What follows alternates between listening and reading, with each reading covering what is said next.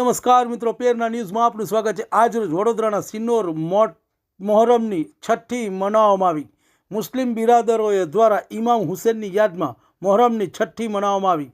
સિનોરમાં વર્ષોની પરંપરા મુજબ મોહરમની છઠ્ઠીની રાત્રિ દરમિયાન નાની મોટી સવારી નીકળી મુસ્લિમ બિરાદરો તેમજ તમામ સમુદાયના આસ્થા ધરાવતા ભક્તો અને સિનોરમાં નીકળેલી નાની મોટી સવારીના દર્શન કરી ધન્યતા અનુભવી।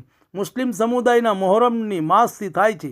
નવા વર્ષની શરૂઆત મોહરમના 10મીએ હજરત ઇમામ હુસેને ઇસ્માઇલ ધર્મ માટે પોતાનું આપ્યું હતું બલિદાન। મુસ્લિમ બિરાદરો દ્વારા હજરત ઇમામ હુસેનની યાદમાં વર્ષોની પરંપરા મુજબ સિનોરમાં મોહરમની છઠ્ઠીમાં નાની મોટી સવારી નીકળી હતી।